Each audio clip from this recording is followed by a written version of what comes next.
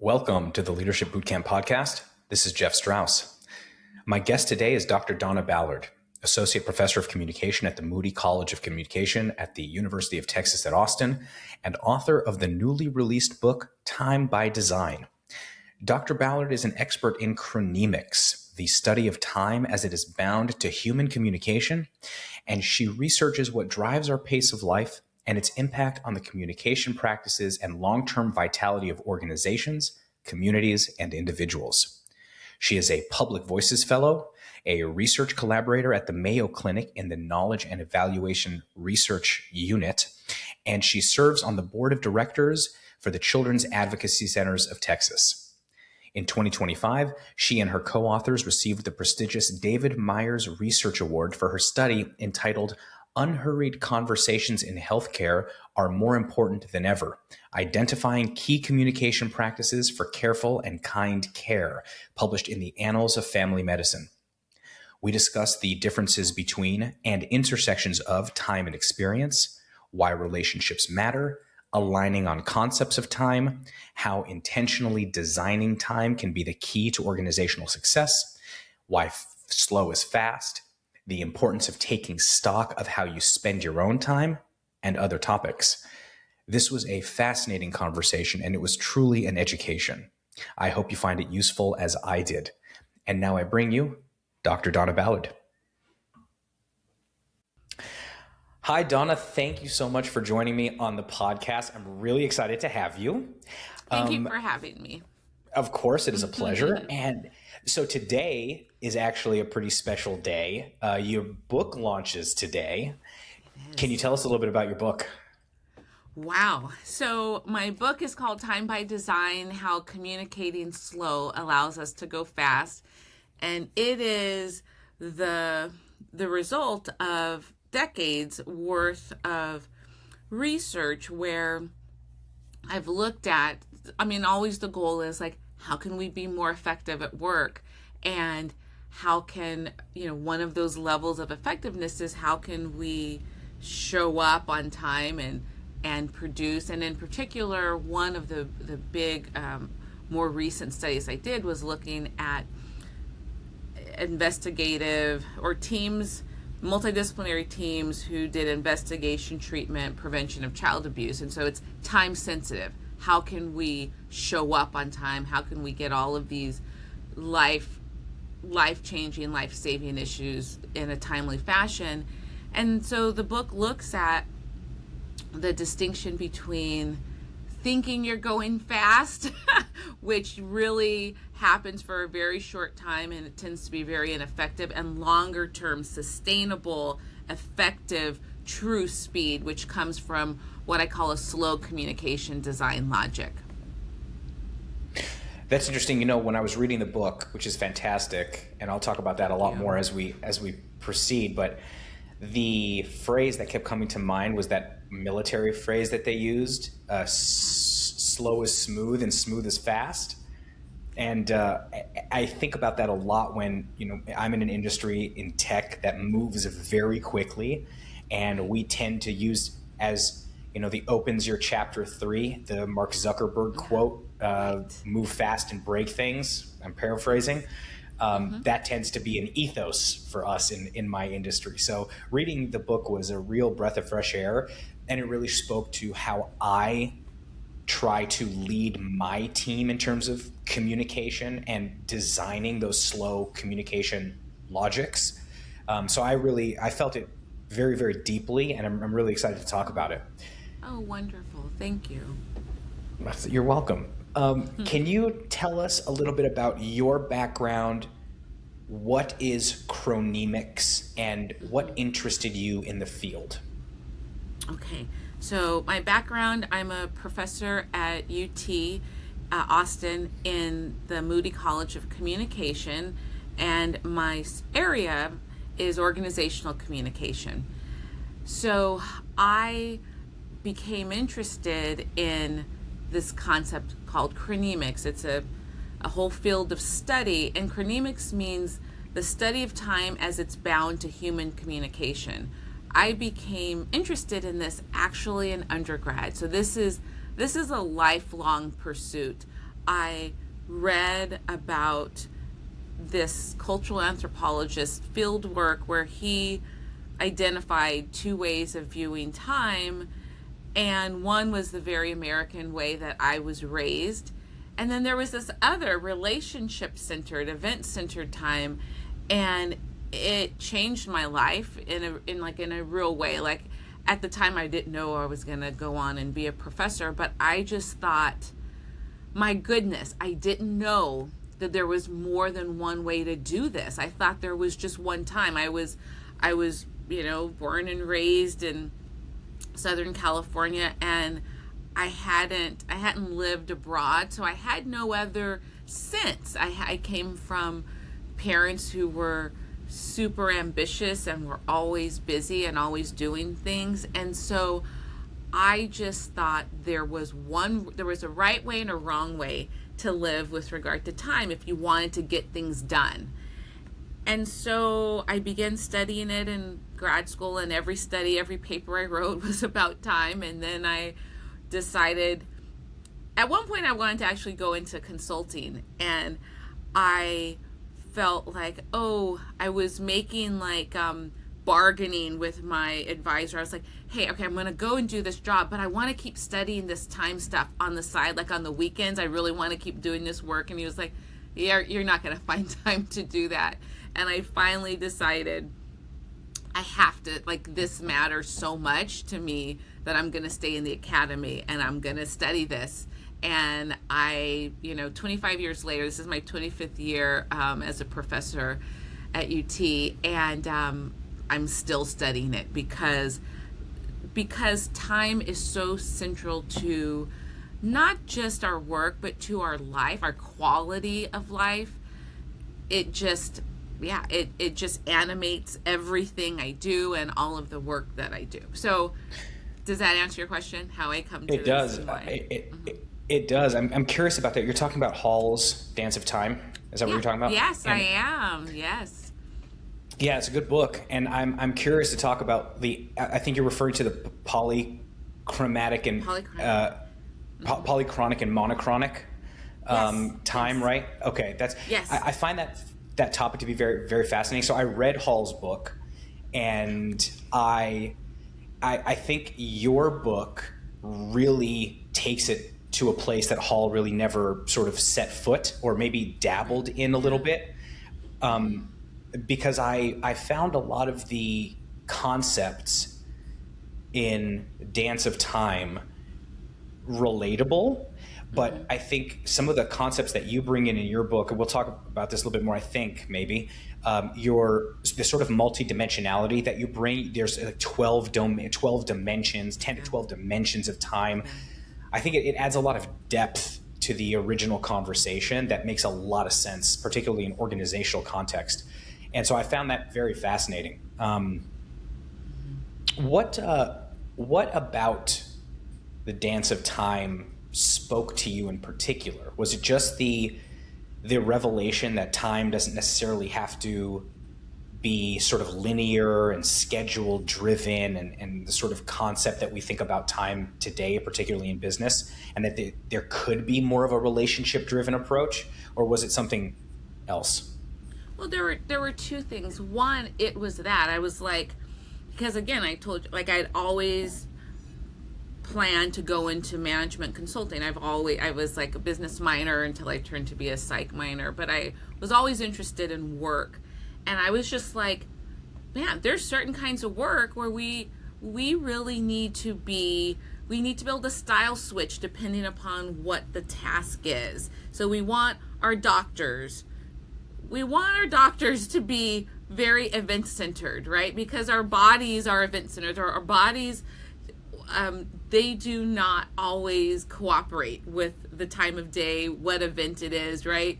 And we want we want certain spaces. Customer service, we want the person, if we have a problem, which is when we're talking to customer service, we want it solved. We don't want them checking their watch and you have 10 minutes and it's up. No, there's certain things that must be event-centered to be effective.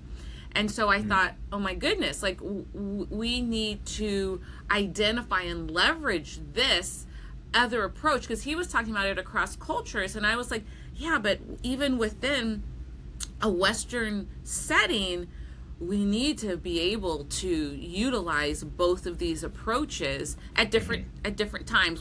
We want global commerce to operate in a very strict monochronic, as he would call it, approach, right? The clock rules everything, because we don't want trains crashing into each other and we need clock time to be very strict in certain settings, but we don't always. So that's one.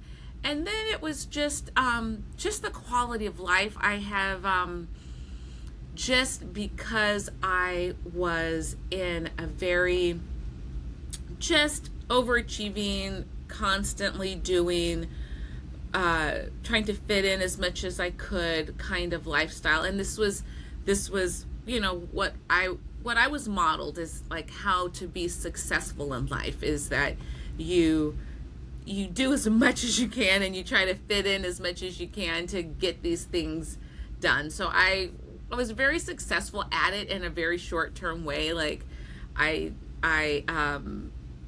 been, it's worked for me in some regards, but I was like, at a personal level, I felt like there's a lot of ways where my approach to the clock was not healthy and not sustainable, and I wanted multiple options. And so that was the other reason. Just at a personal level, I thought this is important to be able to think of time in a more expansive way. I want to pull on the thread of being beholden to the clock in not a healthy way, because I think that characterizes a lot of people working today in a number of different fields. But before that, can you talk to us a little bit about the distinction between time and temporality that you draw in your book? Yes. So this is where where it really makes a difference. And so time is something that humans invented, and time means clocks and meetings and schedules. It means appointments, it's calendars, it's all of these technologies, these tools that we use in order to manage the temporality of life. And so the temporality of life is relationship building, learning, growing, healing, recovering, building community. These are the actual, this is the content of life, is temporality. And time, it's ways to point to that and to help us both show up here. We need, in order to have this conversation, which is a temporal construction, in order, it has its own beginning, middle, and end. It's an event in and of itself. In order for us to have this moment, we needed time. We needed to say, let's look at this day, this month, and this hour in order to show up. And so that distinction is so key when it comes to the personal, because the most sustainable way to live at an individual level as well as a collective level, but is to decide what are the temporal things that matter. So one that matters for all of us is sleep, right? So we all need a certain amount of sleep, and that is just given. That is, we are living beings, and there's a certain amount of sleep at a certain amount of time that we need. That's a temporal demand. And I used to think of that as optional. I thought that certain things, if I need more time because I want to add in another meeting, I want to add in another project, then I could take from sleep and I could use that and I could get more done. And I realized, and the Nobel laureates in 2017, I believe was the year, they won the Nobel Prize for discovering the biological clock, that we all have this, and that's temporal. And they said in their press release that failing to align your time with the temporal, the things like that are that there's no negotiation for, that leads to illness. Like, this is the cause of our bodies breaking down. And so I thought, yeah, like, and relationship building, I want to be able to have a conversation in some settings where I get just to let the conversation go and end when it's really over, and not be looking at my watch because of the next thing. So that's the distinction between time and temporality, and why it's so central to being more effective versus efficient. Well, I'll have to read that press release to my 6-month-old, who doesn't seem to recognize the importance of time or sleep. So I know. It's all temporal. It's all temporal. Yeah. Before I jump into my next question, which talks about a little bit about a concept that you introduce in your book called pluritemporality, or maybe it was from another study of yours that I read. I think, but you talk about slow and fast CDLs, communication design logics. Can you briefly share with our listeners and viewers what that means? Yeah. So, and thanks for the ordering of this question, because it fits perfectly into what we just described, time versus temporal. So a slow communication design logic, ultimately, it privileges temporality, and it recognizes that the way to actually achieve speed is to invest in whatever the temporal is. So if it's at the individual level, we're all more effective on a day we've got a full night's sleep. That's just incontrovertible. That's just true. But if it has to do with teams and collective and organizing, then we recognize that investing in relationships that feels slow. And so the idea of fast and slow, you have to think of these as, I'm attempting to trigger some of our misconceptions and our baggage around these terms, and have you think, is this really slow? Is this really fast?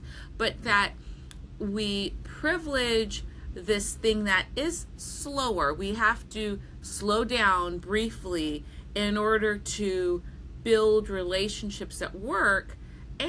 But what we find is that when we do that, we are so much more effective at getting things done more quickly, because there are so many implicit there's so much implicit knowledge that we utilize without even recognizing it, that allows us to speed through. And so I present one extended case study and some other research, lots of other research, about why this slowing down allows us to go fast. And so then the fast communication design logic is, so it's exemplified in what you mentioned with regard to the move fast and break things. It is the idea that, and in fact, the rest of that quote is, if we're not breaking things, we're not going fast enough, which is just funny, because, I mean, again, there's no context. So what are we breaking? I don't want my doctor to be like, yeah, we're move fast and break things. And so it's also exemplified by this term, building the car as we're driving it. It's this idea that the world is fast, and so we need to be faster in order to be effective. And that does make, at one level that seems, okay, reasonable. But when you really think about it, well, if things are constantly going fast, we need an infrastructure that is built on something stronger than just the scarcity of speed, right? Of like, there's not enough. And so a fast design logic has its place. So I at one point I critique it, but I critique it only if it's the only way we organize. But it's useful in something like, you dial a 911 operator. We just need information instantly. We need things the transaction to be efficient, smooth, and that's the effectiveness there. But most of what we do isn't that. And so we took what was an assembly line approach that was born in the Industrial Revolution, where it was just about quantity, just about speed in the short term, and we apply that to everything. And that's what the fast communication design logic, when it's at its worst, that's what it is. At its best, it's actually, we've done the investment in the slow design, and now this is fast all day. And so we utilize the fast and slow in complement with each other. Yeah, I always find that quote by Zuckerberg to be pretty funny because, as I mentioned before, I'm in tech myself, and it is one of it is an ethos for us. But you're exactly right. The margin for error is much greater when you can't, update your status on Facebook versus when the surgeon is, performing on your spine. There's a different level of fast versus slow that we want there. Yeah. On the concept of communication design logics, thank you for that explanation because it led into this question. There's a concept that I read about. It may have been in one of your studies. It may not have been in the book on pluritemporality. And so the example that I was thinking of was I can dictate a time. I can get a time scale, i.e., we need to do this now versus this can be done in a month from now, or it's not a priority or whatever. I can get that dictated to me by, for example, my boss, and I can dictate one of those to my team, but it's difficult for it to go in the opposite direction. It's difficult for me to say to my boss, actually, no, I think this needs to be done at a different time scale than you do. And I found a very poignant example in the safety net healthcare, which I think was a nom de plume for another study that you did in your book. And one of the physicians said that she was challenged by her fictive schedule, which was a schedule imposed upon her by the clinic's management. So how does the concept of that concept of being dictated to or having conflicting ideas of time, how do those affect CDLs? How do you sort of find your way through the right combination of design logics to achieve what you need to achieve, given the potential friction there? Oh, that's a wonderful question. So this book is written for a couple different audiences. One is the people who do have the authority to allow their team to redesign their work. So I tell and I teach an undergraduate and a graduate, but in my undergraduate class that's very, very practical focus called Time Matters here at UT, I tell them, we're going to talk about all this, but I don't want you to think that it's your fault if you are we all have some personal agency, but in a lot of cases, we are just showing up to a structure and to systems that weren't designed by us and that we need to succeed in for very practical reasons, right? So I'm not let's throw this out and let's pretend and let's just all be well. That would be great, but the reality of what you're saying is that it's complicated and that people don't individually always get to make these choices. So my hope is that the supervisors, the managers, the owners, the executives, that they are looking and seeing will be more effective if we think long term, if we think relational, if we think in more complex ways and resist the temptation towards scarcity and a false short-term speed. So that's key. In terms of, though, this broader organizational environment, depending upon your role, you will have some timelines dictated to you, and then you will have the ability, hopefully, depending upon your role, to dictate some yourself. And so there is a balance between what you have control over and what you don't. If that does that answer your question? I don't mean to suggest that, oh, you can just do whatever you want. You can that even if you're not the CEO, you can just do whatever you want and that will work. Everyone has to buy into this. And I'll give you, can I give an example of that? A real practical example from the book. Please.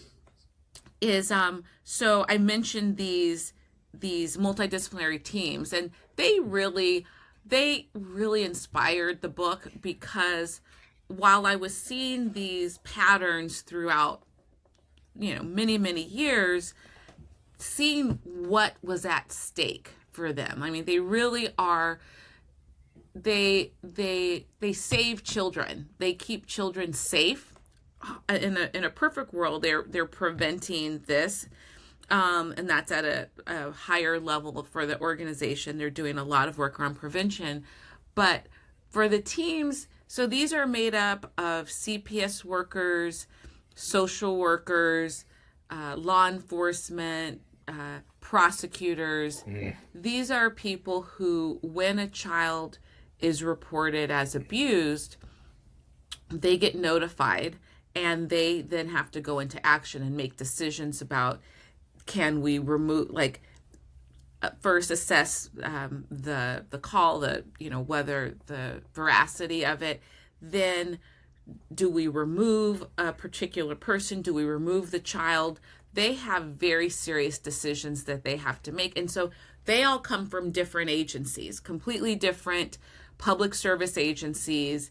And the thing that brings them together is one nonprofit called the Children's Advocacy Centers, and I studied the CAC of Texas, and it's a global movement. So there's children's advocacy centers around the world that were born around in the 80s, because all of these different agencies from these different organizations used to work in siloed settings where, CPS, they would have their agency. Law enforcement has their agency. There's all of these different, right? The district attorney, they have their own office, and they would try to figure out, some way to come together, but there was no infrastructure for that. So the Children's Advocacy Centers saw that what they needed was a way to come together, like a collaborative way of sharing information. But again, they were coordinating multiple agencies with their own communication design logics. And so one of the big frictions even today is that while they have a memorandum of understanding, an MOU that brings the sheriff's office and the CPS together to do this work, they all have totally different agencies, and they are all run through a very fast communication design logic. And so even though the MDTs and the Children's Advocacy Centers movement is based upon a slow communication design logic, they are caught between these two systems. And so they often are, it is not uncommon, I should say, for a member of an MDT to be told, you don't need to go to that meeting, that MDT meeting, right? They have these case briefings where they all come together, sit in a room, and they all share. They give updates on the cases they're working together. And because they're overworked and under-resourced, they're often pressured not to attend. If their supervisor doesn't buy into the CAC model, they're pressured not to attend. And so they're literally caught between these two worlds. And it's not simple, and it leads to in a lot of cases, people then don't attend. And then the people who do, they're also in a situation where they do this work, but then they still are in this system that is part of the underfunding is the fast communication design logic, this idea that you just have people work harder. One person said that their boss said, don't talk to me about resources, you just get done what needs to get done. how does that work? To just say something is true doesn't make it true. If you have too few people to manage these cases, then children will die, and that's actually what happened, and it's what honestly still does happen. So this is definitely not a fairy tale where I'm saying, oh, you learn this and now the world has changed. You need structural change. And so my hope, though, is that enough people get it and they see, oh, well, if the children's advocacy centers, if they can do it, right, with almost no resources and with the biggest demands in terms of what's on the line, if they can do it and they can be effective for it, with it, we can do it too.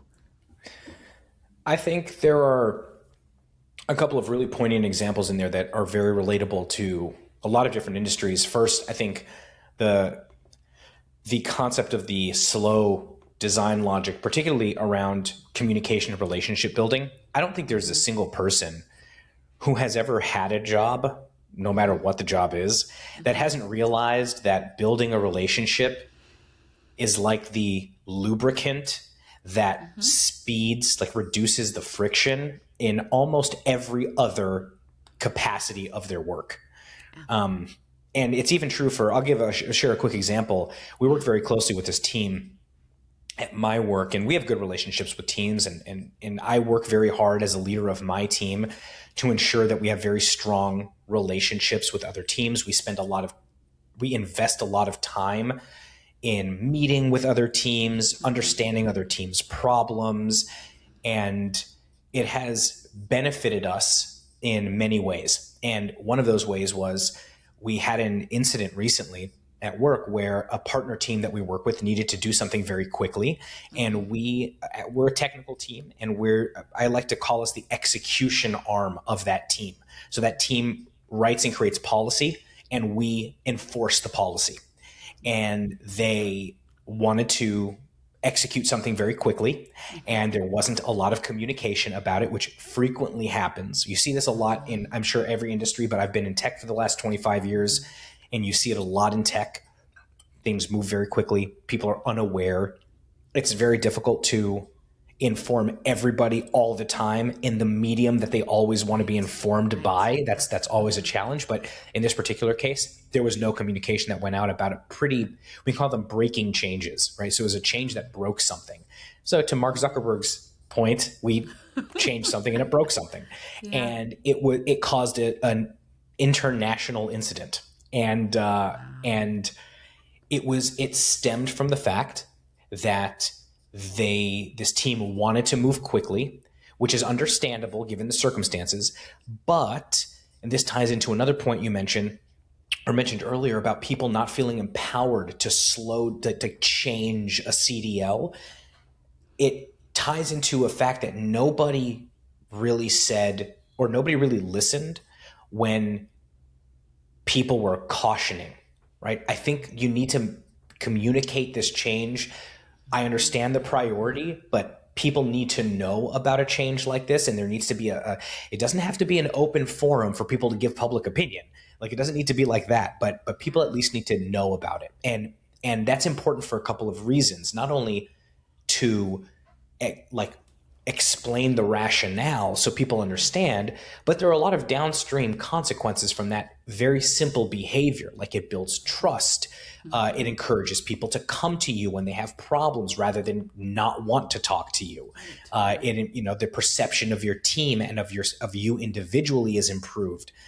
So I think these are all very relatable things that everybody has experienced, I think. And I think the way that it's broken down in your book, not only with the practical examples, but also through the lens of the academic lens, I think is really interesting. And I think your other point to the fact that leaders, people who are in charge of the design logics potentially, reading the book, I think is also really important. I would also say, if I may, this is the last thing that struck me in your response. I'm loving this. Thank you. Oh, no, thank you. Yes. Thank you. I think it's important that individuals feel empowered to like slow things down when necessary. The example I use, this is how I coach new leaders on how to prioritize, right? A lot of times, particularly if you're resource constrained, the company or a manager says, you have these 5 priorities. Well, now you have a 6th priority. And now you have a 7th priority. And the things just keep piling up.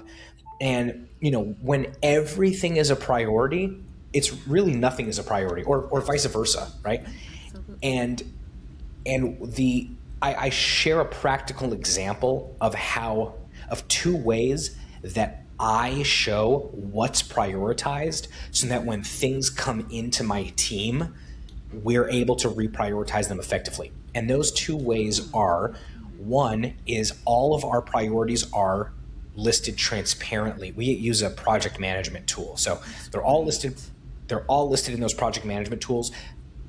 What the job is, who the requester is, what the business impact is, etc. And when somebody comes to our team and says, I need this thing done right now, I pause and I say, hey, let's take a look at all of these things. Where do you think your thing slots in, right? And when they see that, it tends to re-ground them, right? Like their thing might not be as important as this thing. It's important to them, but they're not aware of the broader context. So that's one way. Brilliant. I love that. Thank you. The other way is how I manage up to my manager. And I report I report to a C-level exec. He's a CFO. So, there's a serious numbers guy. Yeah. And so when I get directives from him, which come directly from like the CEO or other executive staff members, and I'm resource constrained, which I am now, and I was on paternity leave. One of my other senior engineers on my team was on paternity leave at the same time. We were heavily resource constrained. We're an international team, so some people are at work during their working hours, and then during other people's working hours, there's nobody there. So there's like a lot of stuff going on. And so what I do is I list out our top. We only work on a few things at once, and I ask my team during our team sync meetings, like, what's the water level? I never ask, how is everybody? How's everybody doing? What's everybody's stress? Because the answer is always the same. It's always going to be, we're fine, but they may not be fine. So like, what's the water level? Just put your hands, or sometimes we do a red, yellow, green. How are we feeling? Red, yellow, green. They don't have to explain. They just go like, I'm right here. I'm like, okay, let's bring it down. And when we need to bring it down, I go to my boss and I say, these are the things that we're working on. I need your help to take a few of these things off the list. What can I take off the list? And so we'll go through each one. We'll talk about the priorities, and he is aware of me taking things off the list. And then he can go and share those updates with his team at the executive level to let them know that, hey, Jeff's team is pausing on these things right now because of a lack of resourcing. And my whole point in all of this is it's all centered around communication. That's all centered around communication. That is so, I mean, that's best practices that you are able, right? Because everyone can't manage up. There's a lot of people where, I tell them this and they're just like, yeah. What am I going to do with this, at work? But finish what you're going to say. I think once people have some strategies for how to do it, right? Like when people hear the abstract concept of managing up, like what the hell how do I do that? But when I share my example of like, well, this is one way that I actually do it. I sit down and I have a document and I say, can I get 30 minutes of your time to go through this document? And it's not me. Essentially, really what it is, it's not me asking for permission. It's actually me telling him what it is we need to do, and I'm getting his buy-in. And so it's a soft, I know, I do get it. You know what I mean? I do get it. I do, though, know some really poorly run places that it just It's It all doesn't about work. ego. Yeah, Yeah. there's all sorts of other things operating, so many other political things. And so that is, that makes so much sense. What you're Yeah. describing is so appropriate and logical. And, that's the kind of place that people want to stay. Yeah. And so I'm delighted. And I mean, I really am. And, but I do get your point that it's probably more common than people realize. And so, but the one thing that I say is that we're all leaders in some capacity somewhere. Mm. There's you know there's some place in our lives, even if it's just in your social community, even it's with among your friends. Like you mentioned something that I do and have I only have friends who are grown-ups who can understand that sometimes and they all do, but I do well I do I'll give you an example. I have an assignment for my undergrads called Scheduled, where I do something just like what you're describing, where I have them do one of three things. You look at your calendar and you decide, if you're overwhelmed, you decide what you can cancel on that. You look at that and you say, this isn't going to, I would have loved to have done this. This is not going to happen. Or if you don't have, there's nothing that you see that you can cancel, what you do is you resist scheduling because people are constantly asking you to schedule stuff. So you say, no, I can't. No, that's the second thing. And then for the rare student, there's some who really don't have either of those issues. I ask them to then make an appointment with themselves to get something done that they had put off, because calendars and schedules are very magical in a lot of cultures. There's a solidarity that's involved. There's a seriousness, and there's a sense of reality that if it's on the calendar, it's true. It's a thing. It's not just a suggestion. It's a thing. And so people will sometimes say, oh, that made me get this done. But let's take the first two cases, which is more like what you're describing. That's something in your own personal life we can do to make our own lives better. And so the group of friends that I have, they know that they can cancel on my way out the door. You can cancel at any time if you're overwhelmed, if you don't feel well. There's another thing that has to do with, like, are you long-term thinking? If you think you're getting sick, please tell me. I don't need to come there because of the seriousness of the calendar, right? Because people will do that. They're like, I have this appointment, I have to keep it. It's like, do you though? Actually, there's so many times when we don't have to do certain things and we could make our lives better. And so, yeah, like in our own, so I just say to people, if you have an organization like you're in, Jeff, great. Do that. That is fantastic. If you don't, think about your own personal life and the way that you might also be you might be putting time before temporality. You might be,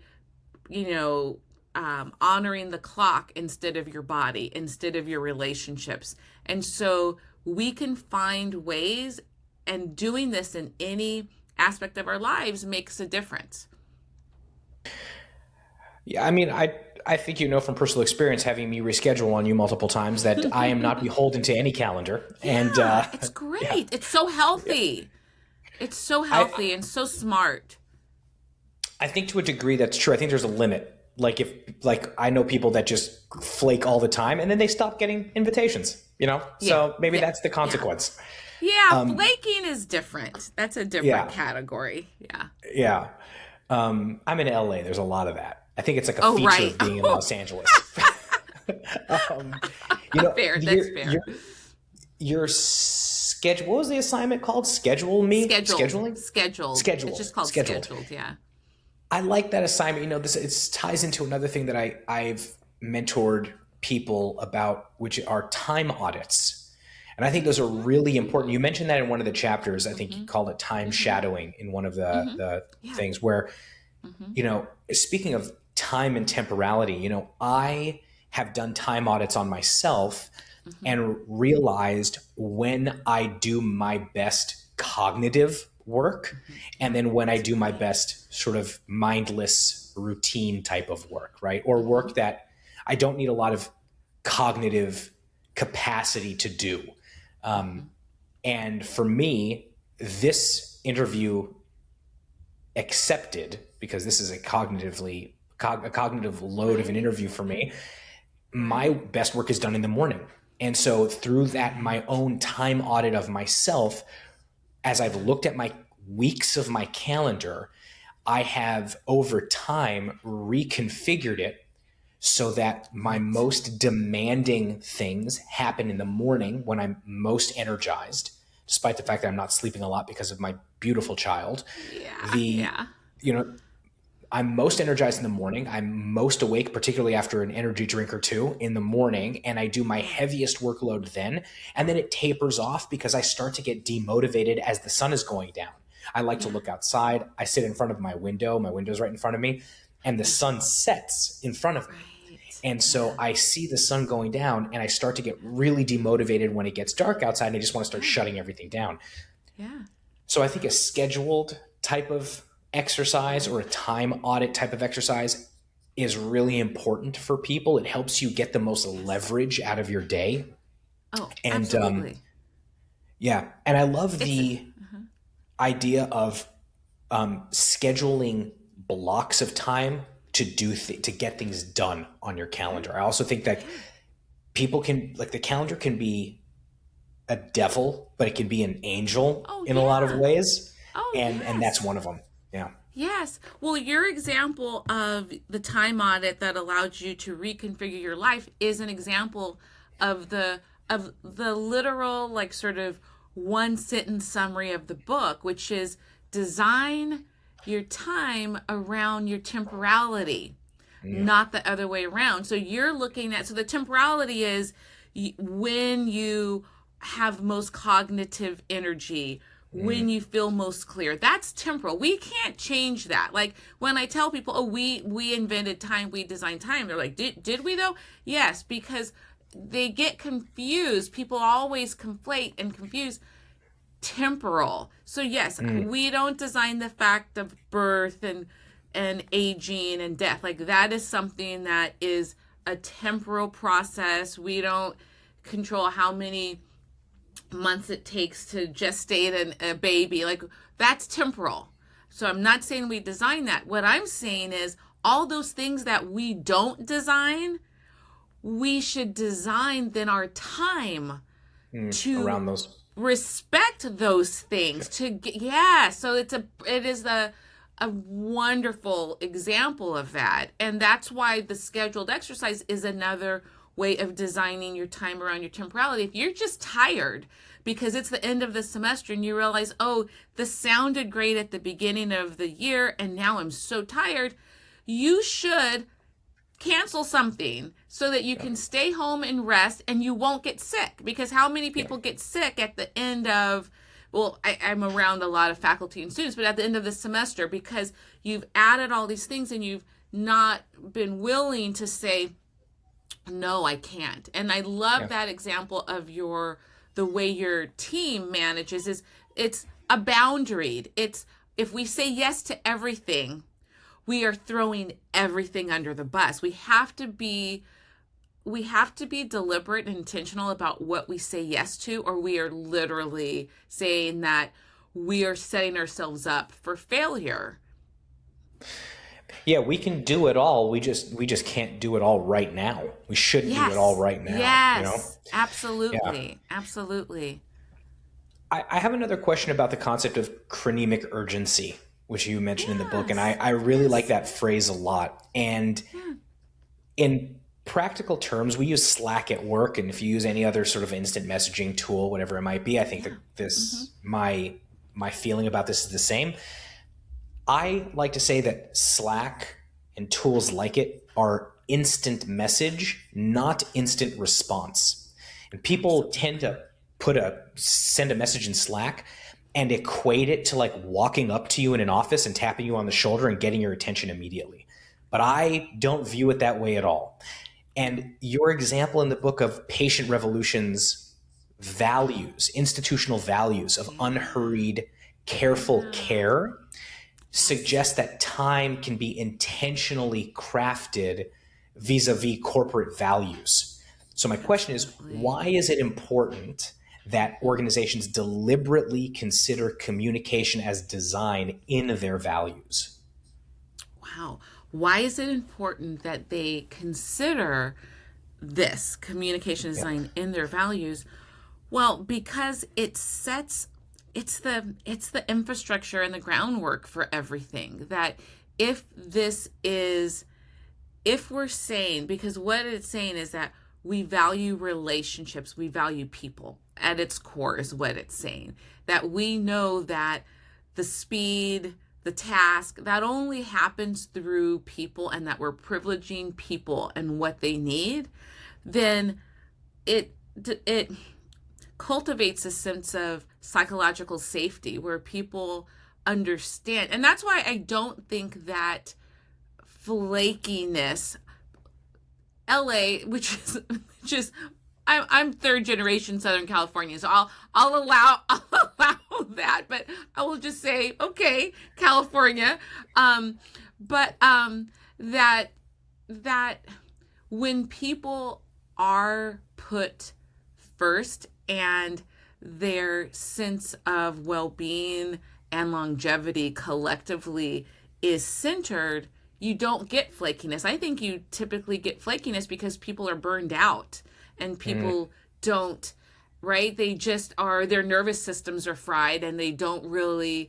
know how to move forward. So I feel like the reason that you center that is because it leads to long-term effectiveness for a group, and it cultivates a sense of safety so that you do say no when it matters, and you say it initially. You don't wait till you're so burned out that you become a flake. I think that's really important. I worked for a company. This wasn't listed in their corporate values, but I used to work at Twitter, and I really loved the company formerly known as Twitter, is how I like to say. I know that's what you meant. Yeah, thank you. Not X. In the good old days, I used to work there, and they had a number of corporate values, and I have never really felt so in tune with the mission of a company as I have at Twitter, because they really lived their corporate values. And some of those were things like defend and respect the user's voice, communicate fearlessly to build trust, be rigorous and get it right.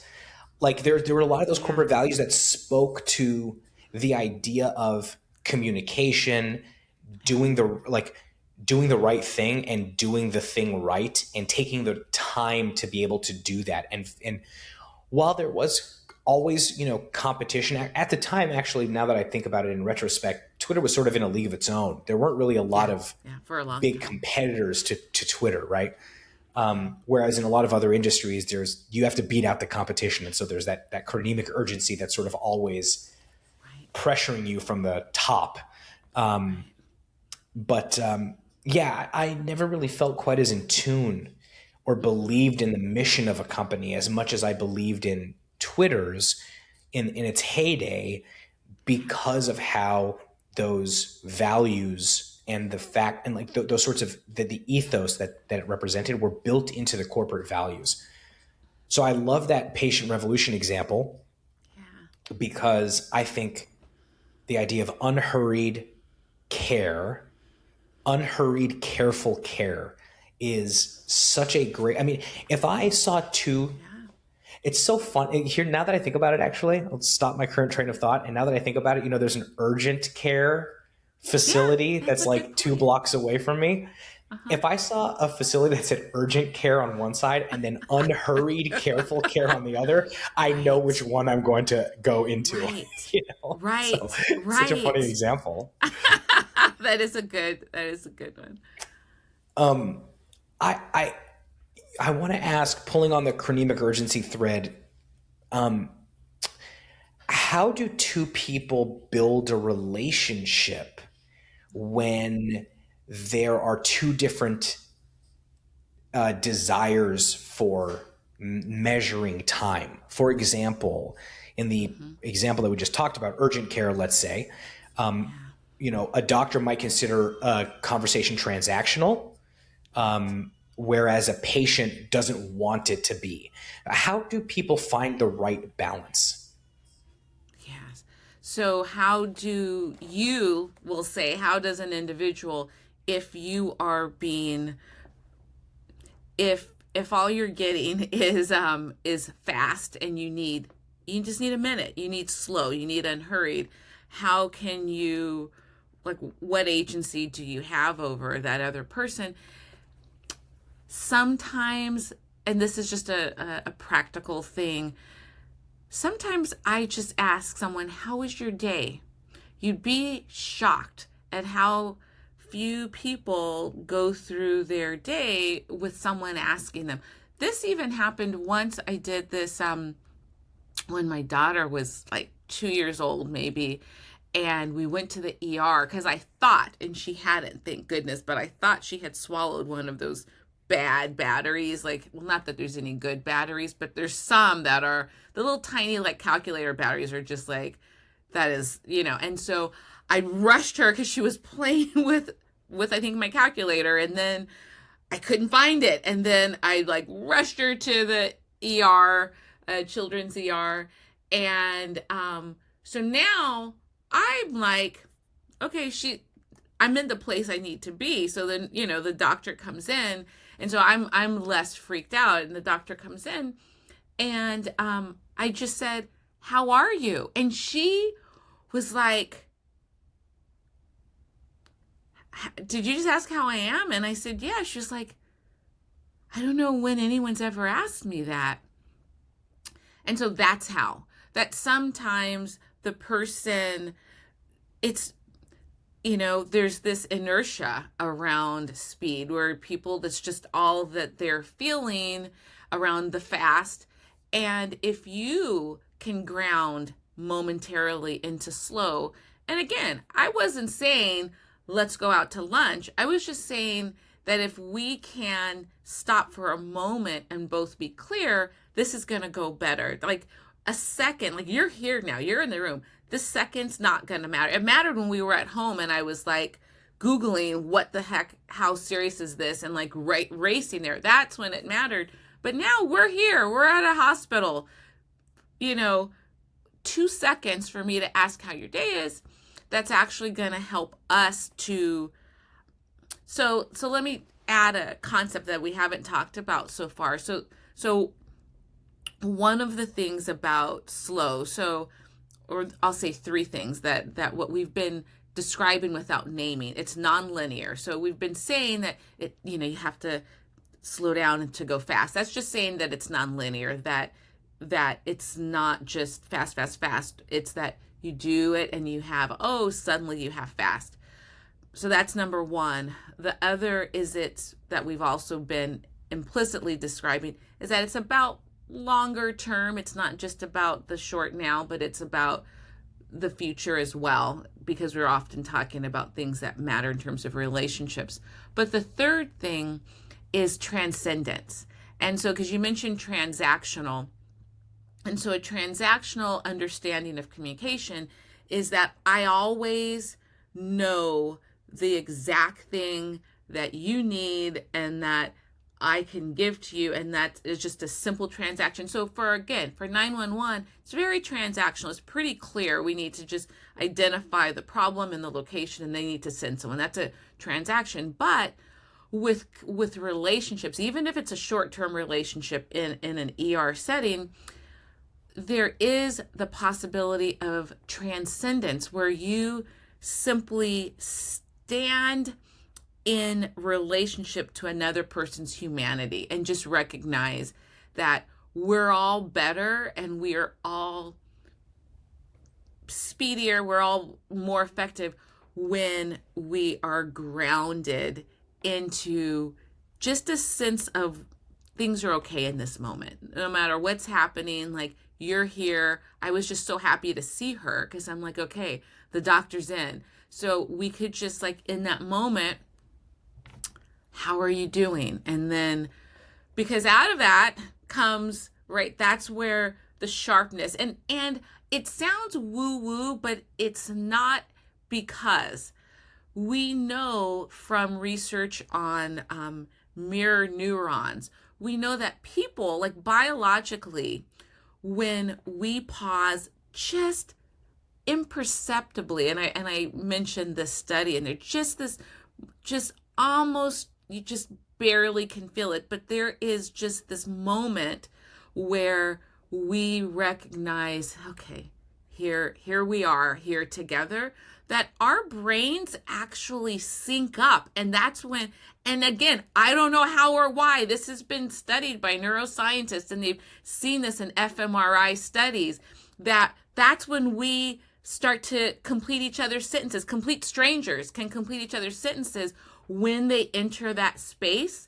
And so it's one of those things that, if you're a people person, I think you get intuitively, but you don't know why. And so reading this book on mirror neurons and the physiology, the neuroscience of it, that's why. Because we are wired to connect with each other, and we then, our brains work better. So it's a win-win. That is transcendence in action, that she's then clear and not fuzzy, and I want her to be clear. I want her to be able to help me. And so, and I wasn't doing it, though there wasn't a transaction. It wasn't that I was saying it so she'll be clear. I was just setting into. And so I think if we have a practice of just respecting people, it's remarkable how just like enter into a setting with a sense of respect for the humanity, for the other, and you just naturally will allow for spaces for people to drop in. And that's where our agency is, in my view. And in the research, I won't just say it's my view, but this is what I see. I want to say two things on that. First, my previous guest just before you on the podcast was an amazing man named Matt Penites, and he founded a foundation called the Long Way Home Foundation. I encourage everybody to take a look at it. And one of the things that he said the same exact thing in closing in our interview, that asking how somebody's day is one of the most powerful mechanisms for relationship creation that doesn't happen enough. And to go back to my example on Slack, it's very noticeable, and I make it a practice to ask how people are doing or give a greeting in my Slacks. Every Slack, if there's any of my colleagues that are watching me right now, and you have been a recipient of a Slack of mine, you know how I always start off my Slacks. They're always with a hope you're doing well. It's the same for my emails. Like, you've gotten my emails, I hope you're doing well, or ask how are people doing. But it's very noticeable when somebody walks in and immediately creates a transaction and just wants to get something done and doesn't. It's kind of actually jarring in a way. So I wanted to comment on that, because it's almost, and Matt works in Guatemala a lot, and so this thing transcends cultures. Just asking how somebody's day is a huge thing. The other thing I wanted to mention was, thank you for bringing up those elements of CDLs, because I remember in the book when you were when you showed those diagrams of like linearity versus single and multiple frames of interaction and transcendence, and actually seeing those, this is just a personal thing, seeing those diagrams really helped solidify the concept, particularly of like multiple frames of an interaction for me. So I'm glad that you brought that up. That was a really important aspect of my understanding. So thank you for including those, and thank you for bringing those up. Oh, thank you. I'm so glad. Thank you. Yeah, absolutely. Okay, I think I have one last question for you, and I appreciate you spending so much time with me. Of course. I actually have two questions, but the first one is, how do teams get better at this? What do leaders or teams or businesses need to change to get better at creating a culture that is defined by temporality, but still drives performance and speed and moves things along? Okay. So, so in this toolkit that I include in the book, I say the first way to like actually do this and get better at this is you begin with always asking the question. And I think it ties actually to the board that you were talking about, but you begin with always asking, what is the central communication process that we want to support? Because it's always going to be like our work's always going to, it's always communication, because it's not you just do it yourself, but right. So collective action is about, there's a communication process we need to support. And so to be clear on it, and that's going to allow you to go like right to the next step. So first, what is that thing? Is the thing that is the communication process that we're here to support? Is it learning? Is it creativity? Is it building great software? What is the fundamental process? And then when you realize, okay, so we are here to support, so with our teams, with the MDTs, like the communication process was information sharing. That was a really key part, is like they need people to feel really open, sharing as much information and to really show up for that. And so then if you know what that is, then you start to think about, well, how long does it take to do that? Is that something I can do quickly? Or and relationships always matter, but if that's a more central part, then how long does it take to get this team up to speed to know each other well enough that they can benefit from some of that infrastructure? I like to call it speed infrastructure. So what's the amount of time that takes? And then you build in the ability to do that. You privilege. You don't then, if you feel like, well, it's going to take a 90-minute meeting, then you just suck it up and you have fewer meetings, but you make those meetings, okay, we're just going to do it less often and we're going to sit here for 90 minutes because it takes time for people to show up, right? And so because the MDT meetings, for some of the groups, they only met like once a month, and in some cases every other month, because they were in rural parts of Texas. And so, but the meeting might be a 2-hour meeting. And what's really interesting is one of the local CACs that we visited, where people did have a long way to drive. So the ED thought about that, and so she would have breakfast tacos it's a Texas thing and an Austin thing in particular. She'd not only have tacos, but she would know this person wants this kind of drink and these condiments on their taco. Like, she thought about, like, they're going to come here and they're going to settle in and feel at home, and then they're going to share. And there was this fundamental belief in the transcendence that if we just showed up, because here's the thing, all of these people cared deeply about children. There was no one who was just callous, or you're not on an MDT. All of them cared. And so she knew if she could just get them to want to be in the room, just to show up, tired, overworked, just show up, that there was going to be a place that was like home, that the rest would work out, right? That she then had the structures and she would have the conversation. She also used to include pictures of the children, so that this was not a number, a case file. This was a freaking human being who relied upon you to be well. Like, this kid's life was in your freaking hands, like that, so she got what the communication process was about, information sharing, but at some level, like a seriousness of like the vulnerability of like, we are going to do it all. We are going to show up, and we're giving it all to these kids. And so that's how you do it. It's like but you begin with what's really the process, because all teams need calm, but what is the real at the core of the communication process that we need. And how do you get people to do it? And so for her, showing up, she knew that if she could get them to show up and feel safe, because I mean, who doesn't feel safe with, you have my favorite tacos and the favorite hot sauce and the soda that I like? I mean, yeah.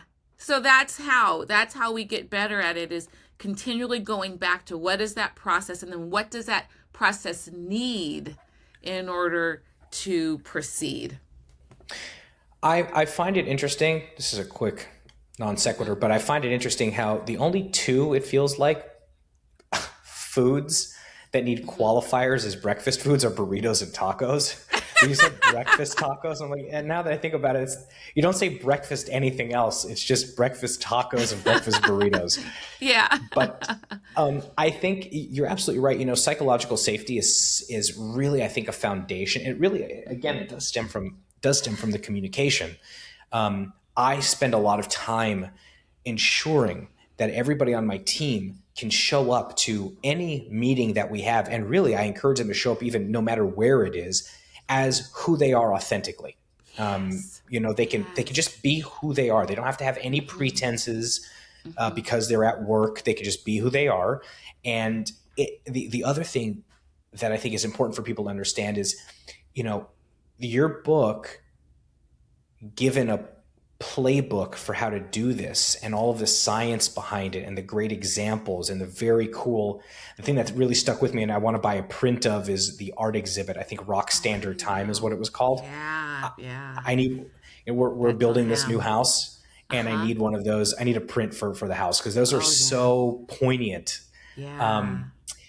But despite the playbook and despite all the science behind it, you know, this is not a buy the book on a Monday and then on Tuesday you're going to have everything figured out. It is an ongoing effort that never ends to make sure people feel safe, and you're designing time to be most effective, and you know, you're able to have those conversations and, you know, show up for your team that way or design your communications that way. So the book is such an excellent guide for how to do that with so many practical examples. But there's work that goes behind it, you know? Absolutely. And I talk about zoom and focus. It's iterative. You will not, and these teams, I remember that same ED was like, yeah, you know, what do you think about this? I'm doing this. What do you think about this? And, you know, I'm also thinking about having this other thing. Like you are thinking about it, because people, we're living, growing, changing. I mean, and then settings change, times change. You were even talking about like phases of life where two members of your team were on paternity leave. That's an epic, right? There's a moment where maybe what worked in this window of time doesn't work. And so we do need to always be paying attention. There's no room for like, oh, I got the formula and then it's done. Right. Yeah. If you think you got the formula, you got the wrong answer. So right. Anything with humans. Yeah. Well, Dr. Ballard, thank you so much. Do you have any upcoming projects, or is there anything you want to share? How can we find more about you? How can we get a hold of your new book, which is just published today? Can you tell us a little bit more? Yes, absolutely. So in terms of like the short term, I have a new book that I'm working on, but in terms of right now, you can, this is what we do. Our research pipeline, there's always so many pieces, but in terms of Time by Design, so it's out now. You can buy it.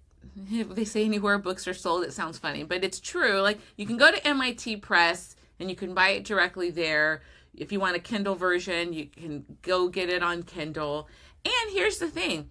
If you don't want to, or, for whatever reason, because, books cost money, it's also available. I'm very proud that MIT Press is so committed.